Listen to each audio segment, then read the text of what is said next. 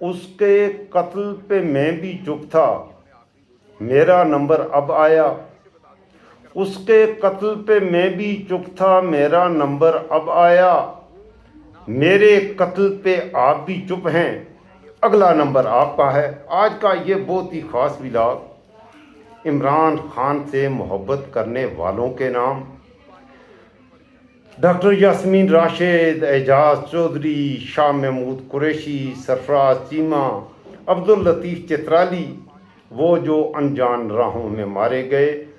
قومی اسمبلی میں P T I کی رکن اسمبلی فلک ناز چترالی نے تقریر کی ہے، وہ تقریر میں آپ کو سنانا چاہتا ہوں۔ فلک ناز چترالی عبداللطیف چترالی کو ملنے گئیں اور وہاں جو انہوں نے حالات دیکھے اپنی تقریر میں جوں کے توں بیان کیے، میرے رونگٹے کھڑے ہو گئے۔ میں وہ تقریر چاہتا ہوں کہ آپ ضرور سنیں، بہت ہی خاص ولاگ ہوگا۔ اگر آپ نئے ہیں اس چینل پر تو ضرور چینل کو سبسکرائب کر دیں، یہ آپ کا اپنا ڈیجیٹل پلیٹ فارم ہے، آپ کا چینل ہے، میں آپ کی آواز بنتا ہوں۔ وقت کے یزیدوں فرعونوں نے میرے جیسی آوازوں اور آپ کی سماعتوں کے درمیان جو ڈیجیٹل فائر وال لگائی ہے، اس کے اثرات کو بھی ذیل کرنے کے لیے یہ ضروری ہے کہ آپ ضرور چینل کو سبسکرائب کریں، لائک کریں، شیئر کریں، کومنٹس کریں اور میری یوٹیوب فیملی کا حصہ بنیں۔ جی میرے دوستو، میں اپنے موضوع پر آتا ہوں۔ ڈاکٹر یاسمین راشد، اعجاز چودھری اور شاہ محمود قریشی، عبداللطیف چترالی کا ذکر بعد میں کروں گا۔ پہلے ذرا آپ یہ سنیے فلک ناز چترالی کیا کہہ رہی ہیں، پھر میں بات آگے بڑھاتا ہوں۔ یہ سننا ضرور ہے، اور آپ سے ایک درخواست اور، اس ولاگ کو مکمل دیکھیے گا اور آخر تک دیکھیے گا، آپ کو اچھا لگے گا۔ چیئرمین صاحب دیکھو، میرا تعلق چترال، دیکھو ابھی 7 منٹ ہو گئے، میرا تعلق چترال سے ہے۔ چترال ایک پسماندہ ایریا ہے، 2 ڈسٹرکٹ پہ مشتمل ہے، ٹھیک ہے۔ وہاں سے ہمارے جو NA1 کا عبداللطیف صاحب جو ہے، وہاں سے وہ منتخب ہوئے تھے، عبداللطیف چترالی، اس کو ڈسکوالیفائی کر کے انہوں نے جیل میں ڈال دیا، 10 سال کے لیے ڈسکوالیفائی کر دیا۔ اس کا قصور یہ تھا، اس نے 65,000 ووٹ لیے تھا۔ اس کا قصور یہ تھا، وہ چترال کی ایک توانا آواز تھی، وہ خان کے نظریے کے ساتھ کھڑا تھا۔ جب 26ویں ترمیم آ رہے تھے، 1 ارب روپے کی اس کو آفر آئے، اس نے ٹکرا دیا، تو انہوں نے اس کو ڈسکوالیفائی کر دیے۔ پچھلے ہفتے چیئرمین صاحب جب میں ان سے ملنے کے لیے جیل گئی، اڈیالہ جیل، صبح میں 7:30 بجے گئی تھی، یہ میڈیا والے بھی سن لے، وہ NA1 کا جو ہے سٹنگ MNA ہے۔ جب میں گئی ادھر 7:30 بجے میں اڈیالہ جیل گئی، اور میں 4 گھنٹے ادھر انتظار کرتی رہی، 4 گھنٹے۔ وہ جو عام جو وہاں پر قیدی ہوتے ہیں، وہ جو دہشت گردی کے کیس میں، جو قتل کے کیس میں ان کے ساتھ بیٹھتی رہی۔ میں نے ان کو کہا میں ایک سٹنگ سینیٹر ہوں، مجھے ان سے ملنے دے، وہ ہمارے چترال کا MNA ہے۔ تو انہوں نے کہا نہیں۔ 4 گھنٹے میں انتظار کی۔ جب انتظار کے بعد مجھے عبداللطیف کے پاس جب لے گئے، جب مجھے اس سے ملائے، چیئرمین صاحب کچھ اور منظر تھا۔ 65,000 ووٹ لینے والا ایک سٹنگ MNA، ان کو انہوں نے پنجرے میں بند کیا ہوا ہے۔ خدا کی قسم، میں نے بڑی مشکل سے کوشش کی اس کو دیکھنے کی، وہ مجھے نظر نہیں آئے، اور میں نے انٹرکام میں اس سے بات کی۔ خدا کی قسم، یہ لوگ عبرت کا نشان بنیں گے، اللہ ان کے خاندان کو نیست و نابود کرے۔ اس کا قصور کیا ہے؟ وہ جو نہیں، مجھے بولنے دیں گے، آج مجھے بولنے دیں گے، کیونکہ بڑے مدت بعد قادر صاحب مجھے ٹائم ملا ہے۔ جب میں نے اپنے MNA صاحب سے ملاقات کی، میں نے بڑی کوشش کی کہ عبداللطیف مجھے نظر آئے، مجھے نظر نہیں آیا۔ اس کی آواز بھی میں بمشکل سے سنی۔ تو عبداللطیف صاحب کو میں نے کہا، عبداللطیف صاحب آپ مجھے بتائیں عوام کے لیے کیا میسج ہے؟ عبداللطیف صاحب نے مجھے کہا، مجھے C کلاس میں بھی انہوں نے نہیں رکھا ہے، مجھے توڑنے کی کوشش کر رہے ہیں، میں اپنے لیڈر خان کے نظریے کو نہیں چھوڑ سکتا ہوں۔ میرا میسج پاکستانی عوام کو پہنچا دیں، عمران خان کے لیے جدوجہد کریں، مجھے چھوڑ دیں۔ اس کے بعد वहाँ पर 2 बच्चों ने मुझे आवाज दी, चेयरमैन साहब वहाँ पर खड़े थे, वो भी पिंजरे में बंद थे, 2 बच्चे थे, एक 19 साल के, एक 20 साल का बच्चा था। उन्होंने कहा सेनेटर साहिबा हमारी आवाज सुने, बाहर पहुंचा दे मीडिया वालों को, बाहर पहुंचा दे, आपने आप ऐवान बाला में हमारे लिए आवाज उठाए। मैंने कहा बताए, एक बच्चा था उमर फारूक उसका नाम है। नहीं चेयरमैन साहब मुझे बोलने दे, 10 मिनट अभी हुए हैं, प्लीज मुझे 2 मिनट दे। उन्होंने मुझे कहा उमर फारूक मेरा नाम है, चक्री का मैं रहने वाला हूँ, 2 साल में मिलिट्री कस्टडी में मैं रहा हूँ, ठीक है। कहता है कि वहाँ हमारे किसी ने नहीं सुने, अभी हमें ला के अडियाला जेल में इन्होंने छोड़े हैं, अभी तक हमारा कोई लायर नहीं है, कोई हमारा सुन नहीं रहा है, हम इधर है। 2 बच्चे कहता है कि 9 मई के जो कैदी है हमारे पीटीआई के, कहते 2 जो है जहनी मरीज बन गए। जी मेरे दोस्तों, मैंने आपको फलकनाज चित्राली की आगे भी बहुत ही जज्बाती तकरीर है, मैं आपको आगे भी सुनाता, लेकिन मेरे ख्याल में जो मैं सुनवाना चाहता था वो मैंने आपको सुनवा दिया है। इस वक्त पीटीआई की आला क़यादत तो जेलों में है, उसको तो आप एक तरफ रखिए, बहुत से लोग हैं, मैंने कहा वो जो अनजान राहों में मारे गए, पीटीआई के बहुत से लोग मारे जा चुके हैं, जेलों में भी मारे जा चुके हैं, 26 नवंबर को भी मारे गए, 9 मई को भी मारे गए। ऊपर से मलबा सारा पीटीआई पर कि पीटीआई ने मुल्क में इंतशार फैलाया है। पीटीआई के हाथों, पीटीआई के किसी कारकुन के हाथों कोई पुलिस वाला कभी नहीं मारा गया, पीटीआई के किसी कारकुन के हाथों कभी कोई हमारे इदारों का कोई शख्स कभी नहीं मारा गया, कभी ज़ख्मी नहीं हुआ, लेकिन पीटीआई के बहुत से लोग मारे गए। मेरे अपने इलाके में, मेरे गांव में अब्दुल कादिर शहीद मेरा अजीज़ अब भी याद आता है, वो 30-32 साल का खूबसूरत नौजवान। तो ये हो रहा है इस वक्त, और ये फलकनाज चित्राली साहब अभी यही कह रही हैं। इसलिए मेरे पाकिस्तानियों, मेरे बच्चों, मेरे नौजवानों में आपसे मुखातब हूँ, और मैंने आपको शुरू में जो शेर सुनाया वो एक बार फिर सुनाता हूँ।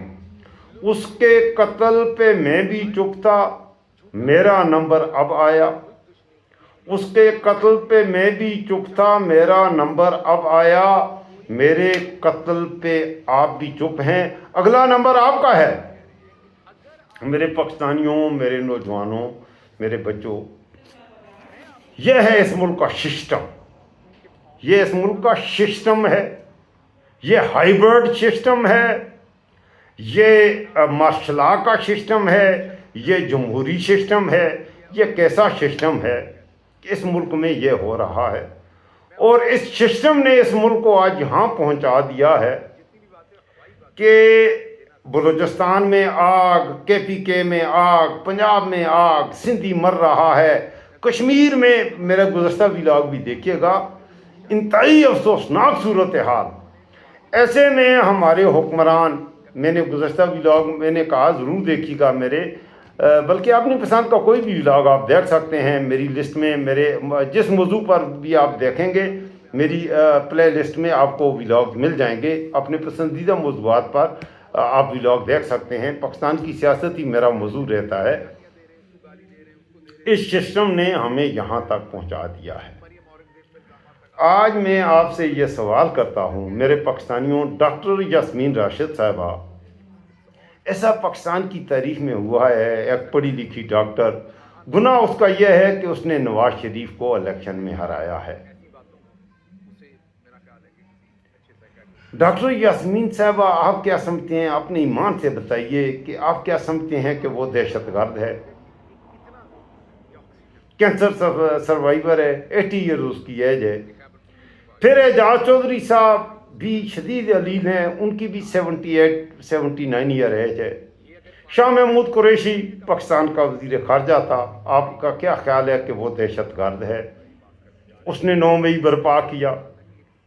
सरफराज चीमा की हालत तो इंतहाई बहादुर इंसान है, और सरफराज चीमा अपने मौके पे अगर ये प्रेस कॉन्फ्रेंस कर देते, ये आकर इमरान खान से ऐलान लातहल्लुकी कर देते, तो आप देख लें कि 9 मई का नाम लेकर बहुत से और लोग थे जिन्होंने आके प्रेस कॉन्फ्रेंस की, इमरान खान से ऐलान लातहल्लुकी किया। وہ آج اسمبلیوں میں بھی ہیں. اون چودھری کہاں ہے, حلیم خان کہاں ہے, وہ اسمبلیوں میں ہے. فیاض الحسن چوہان کہاں ہے, پریس کانفرنسیں کیں اور وہ پوتر ہو گئے, وہ گنگا جمنا نہا آئے, وہ صاف ہو گئے. اور جو اپنی موقف پر قائم ہیں.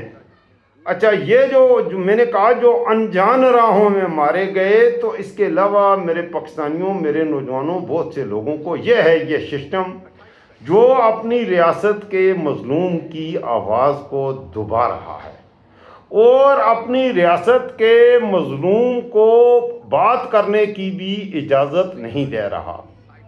آگے فلک ناز چترالی نے کیا کہا ہے, یہ ذرا غور سے سنیے. یہ فلک ناز چترالی نے کہ جو ایک لفظ ہے یہ سننے سے تعلق رکھتا ہے. آپ اس کی مکمل تقریر سنیے. فلک ناز چترالی نے کہا کیا ہے, یہ ذرا اور سنیں, پھر میں آگے بات بڑھاتا ہوں. اس کو ڈسکوالیفائی کر کے انہوں نے جیل میں ڈال دیا, 10 سال کے لیے ڈسکوالیفائی کر دیا. اس کا قصور یہ تھا اس نے 65,000 ووٹ لیے تھا. اس کا قصور یہ تھا وہ چترال کی ایک توانا آواز تھی, وہ خان کے نظریے کے ساتھ کھڑا تھا. جب 26ویں ترمیم آ رہے تھے, 1 ارب روپے کی اس کو آفر آئے, اس نے ٹکرا دیا, تو انہوں نے اس کو ڈسکوالیفائی کر دیے. پچھلے ہفتے چیئرمین صاحب جب میں ان سے ملنے کے لیے جیل گئی, اڈیالہ جیل, صبح میں 7:30 بجے گئی تھی. یہ میڈیا والے بھی سن لے, وہ 65,000 ووٹ لینے والا ایک سٹنگ MNA, ان کو انہوں نے پنجرے میں بند کیا ہوا ہے. خدا کی قسم, میں نے بڑی مشکل سے کوشش کی اس کو دیکھنے کی, وہ مجھے نظر نہیں آئے, اور میں نے انٹرکام میں ان سے بات کی. خدا کی قسم, یہ لوگ عبرت کا نشان بنیں گے. اللہ ان کے خاندان کو نیست و نابود کرے. اس کا قصور کیا ہے؟ وہ جو نہیں, ہماری حکومت تھی, جب ہماری حکومت تھی میرا لیڈر کیبنٹ میٹنگ پر بلائے, جب ان کے پلیٹلیٹس جو گر گئے تھے, وہ پتہ نہیں کیسے گرے تھے, کہاں جا رہے تھے, کیا بہت کچھ کہا ہے. اور یہ ایک حقیقت ہے کہ جب عمران خان صاحب کی حکومت تھی تو نواز شریف گو کہ بیمار نہیں تھا, اس نے جعلی رپورٹس بنائیں اور اس نے ظاہر یہ کیا گیا ان رپورٹس میں کہ اس کے پلیٹلیٹس جو ہیں کہ خطرناک حد تک گر گئے ہیں. مریم نواز نے اپنی تقریر میں کہا کہ نواز شریف کی دماغ کی شریانیں سکڑ رہی ہیں. نواز شریف کو دل کا بھی مسئلہ ہے اور 5 سرجریاں بھی ہو چکی. نواز شریف کو جگر کا بھی مسئلہ ہے, گردے کا بھی مسئلہ ہے, بہت سی بیماریاں ہیں, اور اوپر سے پلیٹلیٹس بھی کم ہو گئے. تو یہ یاسمین راشد صاحبہ, یہ کیونکہ ڈاکٹر ہیں, انہوں نے وہ رپورٹس پڑھی تو انہوں نے سفارش کی. عمران خان صاحب نے خود کہا, شیریں مزاری رونے لگی, اور یاسمین راشد نے کہا کہ اس کی حالت بہت ہی خراب ہے, خان صاحب اسے ہر صورت میں چھوڑیں. اسے چھوڑا گیا, وہ ایمبولنس کے ذریعے سے وہ لندن پہنچا, اور لندن جا کے وہ بھاگنے شروع ہو گیا. وہ بالکل اس کی پلیٹلیٹس وغیرہ بالکل ٹھیک ہو گئیں, وہ بالکل ٹھیک تھا. یہ ہے اس ملک کا سسٹم, یہ ہے اس ملک کا نظام. اب ایسے حالات میں میرے پاکستانیوں, آپ کیا سمجھتے ہیں کہ جس ملک میں یہ ہو, جس ملک میں اس طرح کا نظام ہو, جس ملک میں اس طرح کا انصاف کا نظام ہو, تو اس ملک کی پھر اگلی منزل کیا ہوگی؟ میں انتہائی دکھی ہوں آپ کی خدمت میں. وسعت اللہ خان صاحب نے BBC.com کے لیے ایک کالم لکھا ہے پاکستان کے بجٹ کو لے کر. اس سسٹم نے پاکستان کو یہاں پہنچا دیا ہے. یہ جو وسعت اللہ خان نے کالم لکھا ہے اسے میں اپنا تڑکا لگاؤں گا, ساتھ اپنا تڑکا لگا کر آپ کی خدمت میں رکھتا ہوں, اور اس کے بعد میں آپ سے اجازت چاہوں گا. آج حالت یوں ہے کہ پاکستان سال بھر میں, جی میرے پاکستانیوں, میرے نوجوانوں, پاکستان سال بھر میں توڑ جوڑ کے جو کماتا ہے اس کا 43% سود میں چلا جاتا ہے. باقی دفاع, انتظامی اخراجات اور اشرافی مرحات میں صرف ہو جاتا ہے. پھر بھی ان مدوں میں خرچ ہونے سے اگر کچھ پوٹلی بچ جائے تو اس پوٹلی کو ترقیاتی بجٹ کا نام دے کر ارکان اسمبلی کی طرف بھیک کی طرح اچھال دیا جاتا ہے, جیسے کتے کے آگے ہڈی ڈالی جاتی ہے. بیشتر ارکان اس بجٹ کو جانے پہچانے ٹھیکیداروں کے حوالے پھر کر دیتے ہیں، اور یہ ٹھیکیدار کچھ اپنے پاس رکھتا ہے، کچھ کسی پروجیکٹ پر بھی لگا دیتا ہے۔ چند برس پہلے تک قومی بجٹ دیسی بابو ہمارے بنایا کرتے تھے، اب یہ بجٹ IMF والے بناتے ہیں اور ثواب دارین حاصل کرتے ہیں۔ یہ اس ملک میں گورننس یہی ہے۔ اچھا، عوام کا کیا کام ہے؟ عوام کا کام ہے صبر کرنا، اور وہ صبر ہی کریں گے ہمیشہ، اور عوام کے سروں پر ہمارے سوار یہ حکمران جو ہیں وہ شکر ادا کرتے ہیں اپنی عیاشیوں پر۔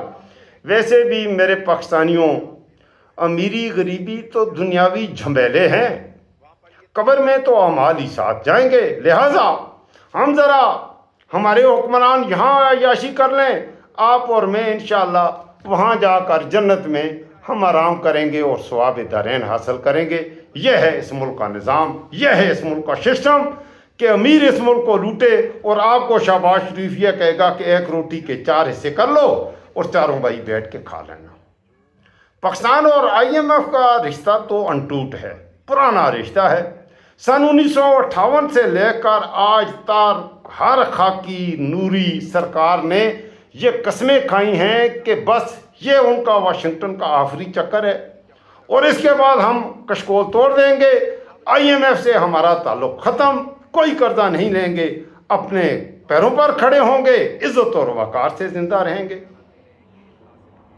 یہ الفاظ ہم نے نواز شریف سے بارہا سنے، زرداری سے، بینظیر سے، جنرل ضیاء سے، اور پاکستان میں اور بھی کیئر ٹیکر مارشل لاء والے ہوں یا سویلین، بار بار ہم سنتے رہے کہ کشکول ٹوٹے گا، اور خیر کشکول تو کیا ٹوٹتا، 68 برس میں ٹوٹے کشکولوں اور قرضوں کا انبار ہمیں تو بڑھتا ہی نظر آیا، اور اس موجودہ رجیم نے، موجودہ سسٹم نے، ہائیبرڈ سسٹم نے ان قرضوں میں ایک پورا پاکستان کی تاریخ میں جو 75 سالوں میں جو قرض لیے تھے ان کو ڈبل کر دیا۔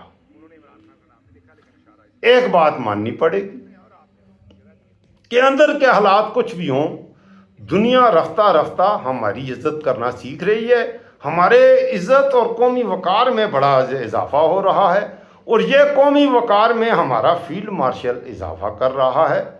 فیلڈ مارشل حافظ سید منیر کی مدبرانہ قیادت میں بنیان المرصوص کی عظیم کامیابی کے سبب دنیا بھر میں پاکستان کا وقار جس تیزی سے بلند ہوا ہے، اس کا اعتراف تو پوری دنیا کر رہی ہے۔ ہاں جی آپ کے وقار میں بہت اضافہ ہوا ہے، آپ اس وقار کو چوپیں۔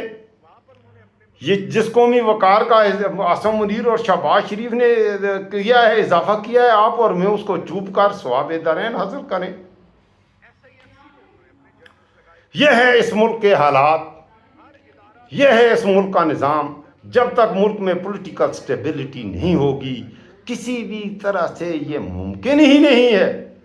اب سوال یہاں پر یہ بھی ہے، جب ہماری آبادی 25 کروڑ کے بجائے 3.5 کروڑ یا 7 کروڑ تھی، تب کیا پاکستان فرانس تھا؟ یہ کہہ رہے ہیں کہ آبادی بڑھ گئی ہے، اس وجہ سے یہ سارا مسئلہ ہو رہا ہے۔ جب حضرت اللہ خان نے آگے ایک جگہ لکھا ہے کہ یہ سب اگر حسب خواہش ہو بھی گیا تب بھی قومی صحت پر کیا اثر پڑا۔ سرکار کل بھی کہتی تھی اور آج بھی کہتی ہے کہ ہمارے وسائل محدود ہیں، ٹیکس چوری قابو میں نہیں آ رہی، سرمایہ کاری جھٹکے دار ہے، چنانچہ قرضوں کا بوجھ بڑھنا ناگزیر ہے، چادر چھوٹی ہے اور آبادی بڑی چلے جا رہی ہے، ہمارے پاس الدین کا چراغ نہیں ہے، کریں تو کیا کریں؟ بابا سوال یہ ہے کہ جب ہماری آبادی 25 کروڑ کے بجائے 3 کروڑ تھی تو کیا پاکستان پیرس بنا ہوا تھا؟ تب کیا غربت، بے روزگاری اور ناخواندگی کی شرح کم تھی؟ موجودہ پاکستان کا اتنا ہی رقبہ ہے، وہی جغرافیہ ہے، وہی قدرتی اور مدنی وسائل بھی ہیں، بلکہ 50 برس پہلے فی کا وسائل آج کے مقابلے میں دگنے تھے۔ تب کیوں IMF کے چکر لگ رہے تھے؟ تب بھی خوشحالی محض ایک خوشکن شراب کیوں تھی؟ سوال پیدا ہوتا ہے، کیا ابتدائی دنوں میں پاکستانی معیشت کو 1950 اور 53 کی جنگ کوریا کے دور میں اچھے خاصے تجارتی آرڈر نہیں ملتے رہے؟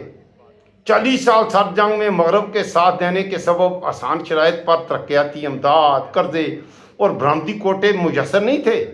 सारा कुछ हुआ, चंद ख़ानदानों ने आपको लूट कर खा लिया, चंद ख़ानदानों ने आपका मुल्क बर्बाद कर दिया, और वो ख़ानदान आज भी आपके सर पर सवार हैं, वो ख़ानदान आज भी इस सिस्टम को चला रहे हैं।